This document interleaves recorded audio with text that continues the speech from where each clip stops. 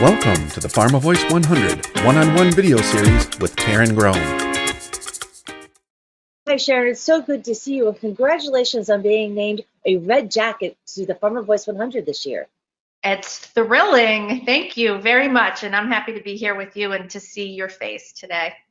Oh, it's good to always see you, and thank you for joining us for our celebration marathon for this crazy experiment we're doing. So let's get started. The theme of this year's event is raising the bar. I'd love to know how CDM is raising the bar as we move forward toward outside the pandemic. Well, we're thinking about life post-pandemic, and we're really getting prepared. We have a fully brand new leadership team in place now at CDM. I've been there for about 6 months now. And so what we're doing is really doubling down on our values: substance, style, conviction, and grace, redefining them for the future, and making sure that all of our partners at CDM are enrolled. The other thing we've done is to create a brand new purpose for the agency. And we are a gutsy, creative community that exists to create new possibilities in health. And the two words in that purpose statement are really resonating, and that's gutsy, being transparent, open to new ideas, failing fast, doing things in a very different and new way, and possibilities. I'm the kind of person who lives in possibility, and I'm really excited about this new purpose and the new future for CDM.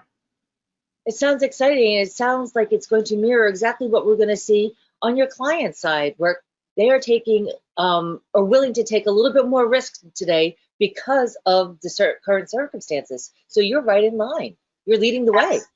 That's right. I am seeing clients do things I never imagined they'd be doing, and are really open. And I feel like it's just a better, more exciting world that descended upon us. And so we couldn't be more thrilled and excited for the future.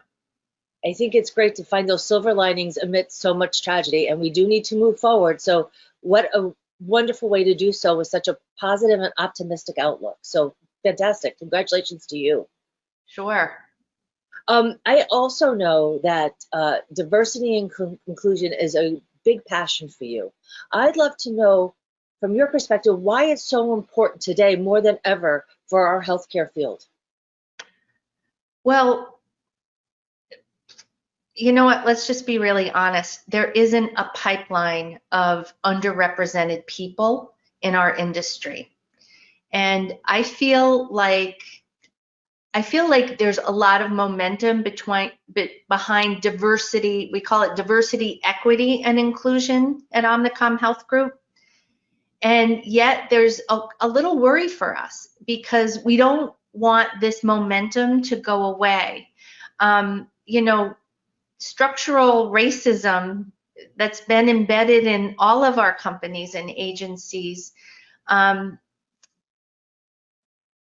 has given people this idea that if we bring in diverse candidates, or we promote them, or we advance them, or invest in them, that we're somehow lowering the bar.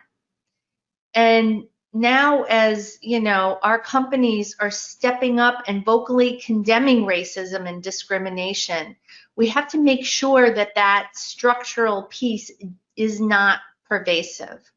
I mean, I worry that companies are approaching this DE&I with kind of a flawed narrative, and thinking of it as charity or some kind of do good, feel good project.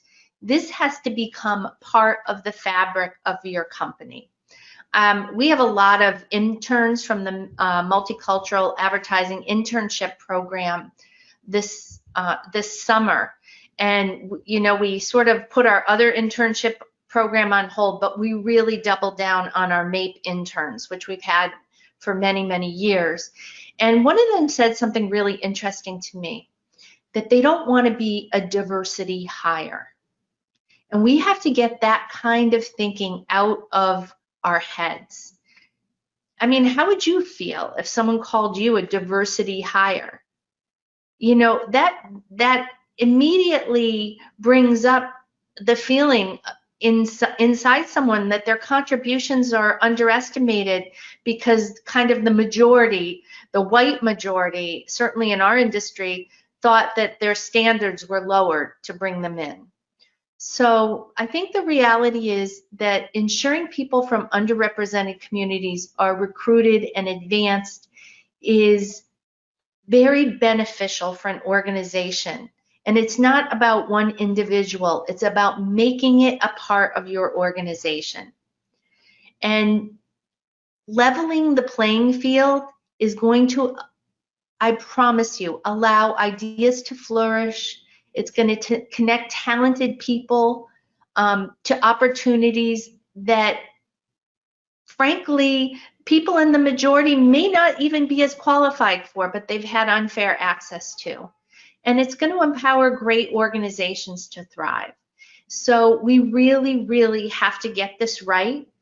We have to create diverse, equitable, and inclusive organizations because it will make us more profitable, it will make us more innovative, it'll make us smarter, and it'll make us better. So I am really on a soapbox. I know about this, but I don't think that this can be a project. It really has to be a commitment, and it has to start internally inside. Sharon, I can't thank you enough for sharing your tremendous insights with us, and I wish you all the greatest success going forward. Thank you. Oh, thanks, Taryn. It's my pleasure as always. For more PharmaVoice 100 content, visit www.pharmavoice100.com.